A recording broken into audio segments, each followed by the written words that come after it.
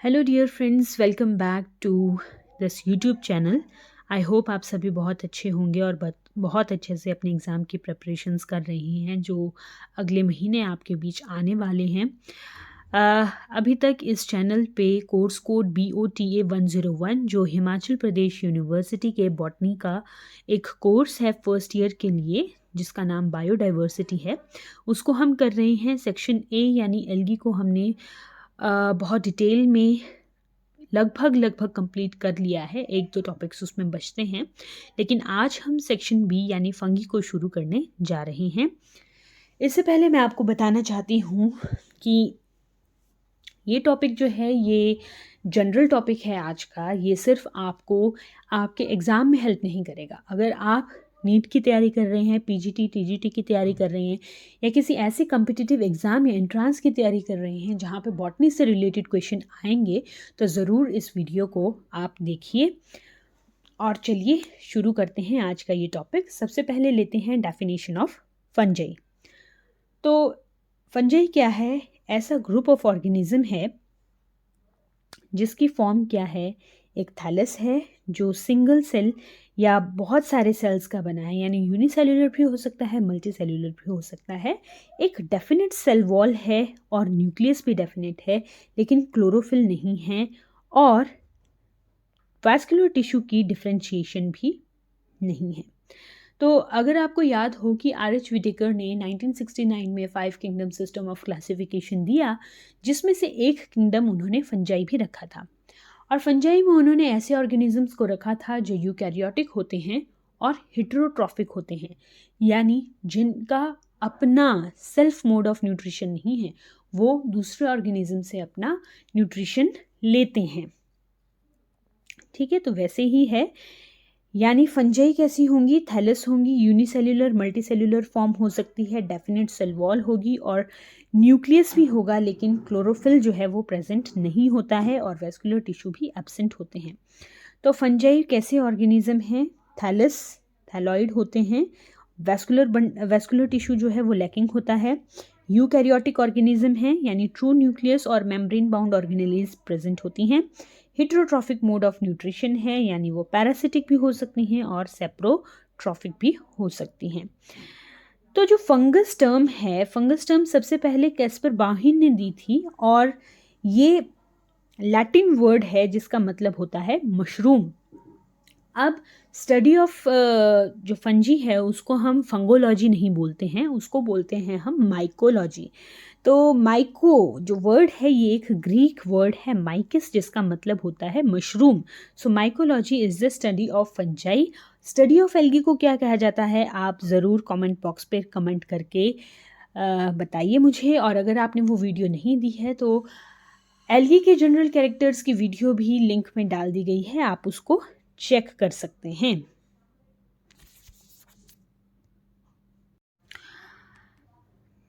तो father of mycology जो है उनको हम कहते हैं P. Antonio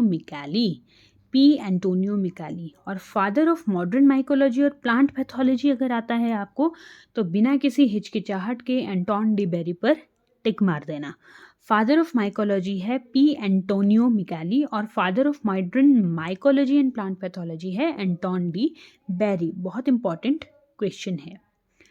father of Indian mycology and plant pathology की अगर बात करें, इंडियन वर्ड यहाँ पर आया है।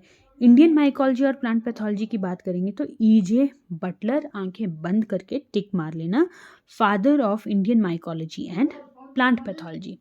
सो ये बड़े ही जनरल कैरेक्टर्स हैं, कुछ ज़्यादा ही जनरल कैरेक्टर्स हो गए रादर। लेकिन अभी हम इसकी सिमिलैरिटी कर लेते हैं एल्गी के साथ, क्योंकि एल्गी हमने पहले पढ़ ली है। तो एल्गी के साथ जो सिमिलैरिटीज़ हैं वो क्या क्या हैं? दोनों ही क्या हैं? मॉइस्चर लविंग है, इनको पानी बहुत पसंद है। ठीक है, थैलॉइड बॉडी है, ट्रू रूट, स्टेम और लीव्स में डिफ्रेंशिएशन नहीं है, नॉन वेस्कुलर है। ठीक है, unicellular non jacketed sex organs हैं। सेक्स ऑर्गन अगर प्रेजेंट होंगे तो वो यूनिसेल्युलर होंगे और नॉन जैकेटेड सेक्स ऑर्गन्स होंगे, मतलब स्टेराइल जैकेट जो है वो एब्सेंट होगी। जाइगोट की फॉर्मेशन के बाद एम्ब्रियो की फॉर्मेशन नहीं होती है और एसेक्सुअल रिप्रोडक्शन जब होती है तो हम उसको कहते हैं माइटोस्पोर। माइटोसिस से जो रिप्रोडक्शन होगी, माइटोसिस से बने हुए स्पोर्स से जो रिप्रोडक्शन होगी, दैट इज नोन एज माइटोस्पोर्स। अब कर लेते हैं कुछ एक डिफरेंसेस, क्योंकि एल्गी एक अलग किंगडम है और फंजाई एक अलग किंगडम है, तो इसके बारे में भी हम थोड़ा सा डिस्कस कर लेते हैं। तो एल्गी जो है वो मोस्टली एक्वेटिक है और फंजाई जो है टेरेस्ट्रियल होती है। एल्गी लाइट लविंग होती है और फंजाई डार्क लविंग होती है, क्योंकि फंजी को अपना खाना बनाना ही नहीं है तो लाइट की उसे क्या ज़रूरत। एल्गी क्लोरोफिलस होती है और फंजाई में क्लोरोफिल एब्सेंट होता है। एल्गी ऑटोट्रॉपिक फोटोसिंथेटिक होती है। फंजाई जो है हिट्रोट्रॉफिक होती है, वो सेप्रोफिटिक भी हो सकती है और पैरासिटिक भी हो सकती है। एल्गी की जो सेल वॉल है वो सेलुलोजिक होती है, जबकि फंजाई की जो सेल वॉल होती है वो उसमें फंगल सेलुलोज या काइटिन प्रेजेंट होता है। जो रिजर्व फूड मटेरियल है वो एल्गी में स्टार्च या ऑयल प्रेजेंट होता है in the form of globules, और फंजाई में जो है ग्लाइकोजन होता है। एल्गी में ट्रू पैरेन्काइमा प्रेजेंट होता है, लेकिन फंजाई में अभी जैसे हम आगे पढ़ेंगे तो हम पाएंगे कि सूडो पैरेन्काइमा इसमें प्रेजेंट होता है। सूडो का मतलब होता है फॉल्स। अब एल्गी में जैसे जैसे हम लोअर फॉर्म ऑफ एल्गी से हायर फॉर्म ऑफ एल्गी की तरफ जाते हैं, जैसे क्लेमाइडोमोनास से हम पॉलीसाइफनिया तक जाते हैं मान लीजिए, तो हम देखते हैं कि सेक्स ऑर्गन भी प्रोग्रेसिवली इवॉल्व कर रहे हैं और जो मोड ऑफ सेक्सुअल रिप्रोडक्शन है, जो प्रोसेस ऑफ सेक्सुअल रिप्रोडक्शन है, वो भी इवॉल्व करता जाता है। लेकिन जब हम फंजाई को आगे पढ़ेंगे तो हम देखेंगे कि प्रोग्रेसिव रिडक्शन होती जाती है। मतलब जो लोअर फंजाई है वहाँ पे हमें कॉम्प्लेक्स सेक्सुअल रिप्रोडक्शन देखने को मिल सकती है, और जैसे जैसे हम बेसिडियोमाइकोटिना या ड्यूटेरोमाइकोटिना की तरफ जाते हैं तो बेसिडियोमाइकोटिना में लिटिल बिट रिडक्शन है सेक्सुअल रिप्रोडक्शन में, और जब ड्यूटेरोमाइकोटिना में जाते हैं तो वहाँ हम देखते हैं कि वहाँ पे हमें सेक्सुअल रिप्रोडक्शन मिलती ही नहीं है देखने को। So this was about general characters, जिसमें हमने कुछ डेफिनेशन देखी और एफिनिटीज़ और डिसिमिलैरिटीज़ देखी विद एल्गी। अब करते हैं इसकी इकोलॉजी। इकोलॉजी में एल्गी वाले चैप्टर में भी मैंने आपको बताया था, वीडियो नहीं देखी है तो लिंक डिस्क्रिप्शन में है, ज़रूर उसको चेक कर लीजिए। इकोलॉजी का मतलब क्या है, जिस बायोम में हम रहते हैं वहाँ पे उसके इन्वायरमेंट के साथ या बाकी ऑर्गेनिजम्स के साथ क्या रिलेशनशिप शेयर करता है, क्या मोड ऑफ लाइफ है। तो इसमें सबसे पहले हम हैबिटेट की बात करते हैं कि ये जो फंजी है ये इस बायोम में रहती कहाँ है, और दूसरी बात जो हम करेंगे कि अगर ये रहती है तो किस तरह से रहती है, इसका मोड ऑफ लाइफ क्या है, दैट इज़ हैबिट्स क्या क्या हैं इसकी। ठीक है, तो सबसे पहले हैबिटेट की बात करते हैं। अब इसका जो हैबिटेट है वो है यूबिक्विटस। यूबिक्विटस का मतलब सर्वव्यापी। अब ये भगवान तो हो नहीं सकता, ठीक है। यहाँ पे यूबिक्विटस का मतलब है हर उस जगह पे फंजाई आपको देखने को मिलती है जहाँ पर ऑर्गेनिक मटेरियल अवेलेबल होगा। ऐसा नहीं कि सूर्य पर और चंद्रमा पर जाकर भी फंजी जो है वो ग्रो कर जाएगी। जहाँ पे इसको ऑर्गेनिक मैटर मिलेगा वहाँ पे फंजाई भी आपको मिलेगी। So it is ubiquitous in habitat. और सबसे ज़्यादा अगर फ्लरिश ये करती है तो मॉइस्ट, डार्क और वार्म कंडीशन में करती है। इसका जो यूजुअल हैबिटेट है वो है wait soil rich in humus. Humus क्या होता है, सॉइल की upper most layer which is very rich in organic matter, dead decaying organic matter. अब सबसे पहले बात कर लेते हैं कि ज़मीन पर कैसे ये रहती है। हर तरह के सॉइल टाइप में आपको ये देखने को मिलेगी, लेकिन डोमिनेट करती है एसिडिक सॉइल में। अब सॉइल में फंजाई का क्या काम है जी, ये डिग्रेड करेगी ऑर्गेनिक मैटर को और इंक्रीज करती है सॉइल की फर्टिलिटी को, क्योंकि ये एक्ट करती है एज अ सेप्रोफाइट। ठीक है, तो एग्जाम्पल क्या है, एगेरिकस आपने मशरूम देखा होगा, मॉर्शेला गुच्छी, पेजिसा, एस्परजिलस, अल्टरनेरिया, फ्यूजेरियम, पाइथियम, राइजोकोटोनिया। बहुत सारे एग्जाम्पल हैं, ये कुछ एक एग्जाम्पल हैं जो आप अपने एग्जाम पे लिख सकते हो अपने क्वेश्चंस को वेटेज देने के लिए, अपने आंसर को वेटेज देने के लिए rather. Next is mycorrhizal fungi. Myco word का मतलब क्या होता है? फंजाई, और राइजा का मतलब होता है रूट, यानी फंजाई प्लस रूट, ऐसा एसोसिएशन जिसमें हमें फंजाई प्लस रूट्स का कॉम्बिनेशन देखने को मिलता है। Having the close association with roots of higher plants, rhizoctonia, amanita, lactarius, boletus. Higher plants में एग्जाम्पल लिखना हो तो पाइनस का आप लिख सकते हो। पाइनस के जो रूट्स हैं वो माइकोराइजल एसोसिएशन शो करती हैं, चाहे वो बाहर से हो चाहे वो अंदर से हो। यहाँ पे ये फंजाई का काम क्या है? जस्ट रूट हेयर्स का काम करती हैं। जैसे रूट हेयर्स वाटर को, मिनरल्स को अब्सॉर्ब करती हैं, वैसे ही ये जो माइकोराइजल एसोसिएशन है ये भी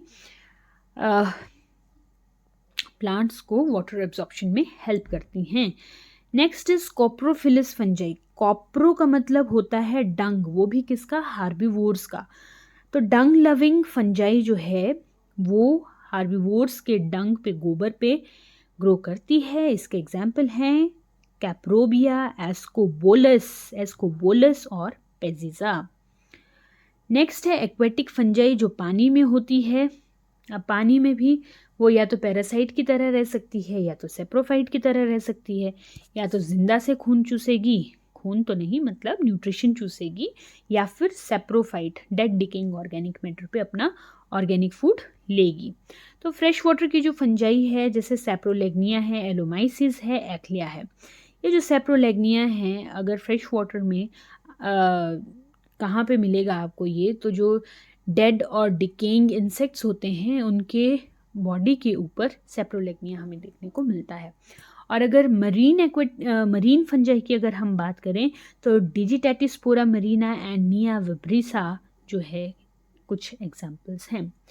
प्रीडेशियस फंजाई, अब हम यहाँ पे पैरासाइट भी लिख सकते थे लेकिन यहाँ पे हमने प्रीडेशियस ही लिखा है। तो प्रीडेशियस, प्रीडेटर और पैरासाइट में क्या डिफरेंस है? देखो दोनों ही एसोसिएशन में एक को नुकसान होता है, एक को फायदा होता है। जो फायदा होने वाला है ऑर्गेनिज्म, ऐसी एसोसिएशन है जहाँ पे दो ऑर्गेनिज्म हैं, एक ऑर्गेनिज्म को वहाँ पे नुकसान हो रहा है, एक ऑर्गेनिज्म को फायदा हो रहा है। अगर तो ये है यहाँ पे शेर और खरगोश, तो हैं ये प्रीडेटर।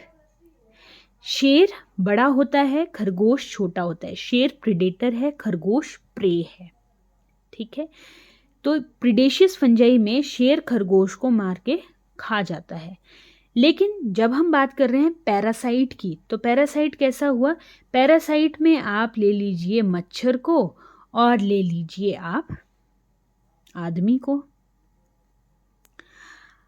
मच्छर बेचारा बहुत छोटा होता है लेकिन बेनिफिट में रहता है। आदमी बहुत बड़ा होता है लेकिन नुकसान में रहता है, सारा खून उसका चूस लिया जाता है। मच्छर आदमी को मार नहीं सकता जब तक बहुत सारे मच्छर ने अटैक ना किया हो और कोई टॉक्सिन जो है वो सिक्रीट ना किया हो। ठीक है, तो ये फ़र्क है प्रीडेटर और पैरासाइट में। पैरासाइट छोटा होता है और प्रीडेटर काफ़ी बड़ा होता है और वो मार देता है। तो प्रीडेशियस फंजाई भी कैसी हुई? जो मार देगी किसी चीज़ को। तो कंज्यूम करेगी, किसको कंज्यूम करेगी? प्रोटोजोन्स को, इंसेक्ट को और निमेटोड्स को कंज्यूम करेगी। अब उनके पास क्या है? कुछ ट्रैपिंग स्ट्रक्चर्स होते हैं जैसे स्टिकी नेट्स हैं, स्टिकी नॉब्स हैं, स्टिकी लूप्स हैं। और इसके एग्जाम्पल क्या क्या हैं? डेक्टाइलेरिया कैंडिडा, मोनैक्रोस्पोरियम, ड्रचलेरी और आर्थ्रोबोट्राइटिस ओलिगोस्पोरा। ये प्रीडेशियस फंजाई के एग्जाम्पल हैं। इसके बाद हम बात करते हैं एंटोमोजीनस फंजाई की। एंटोमोलॉजी का मतलब क्या होता है?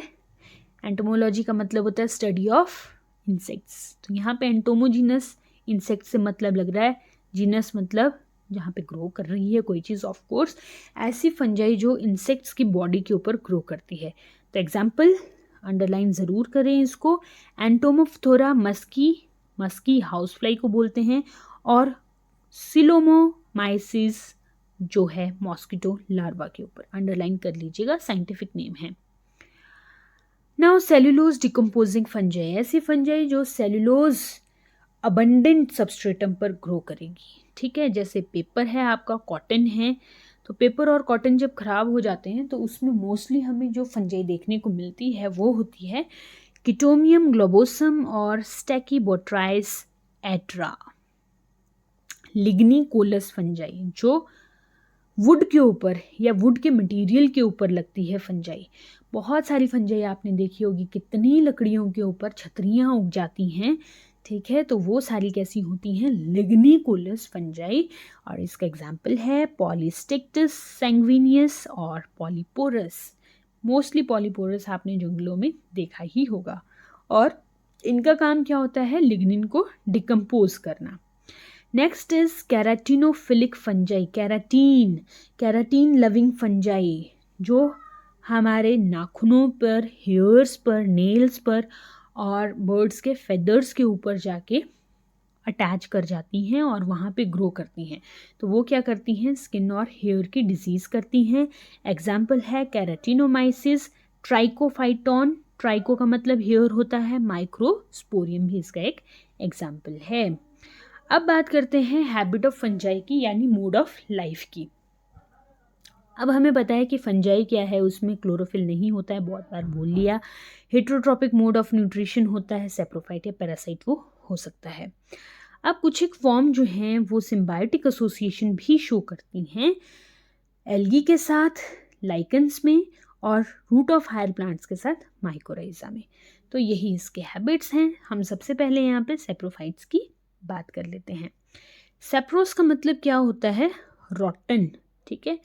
ऐसे प्लांट्स, ऐसी फंजाई जो ग्रो करती है डेड ऑर्गेनिक मैटर के ऊपर।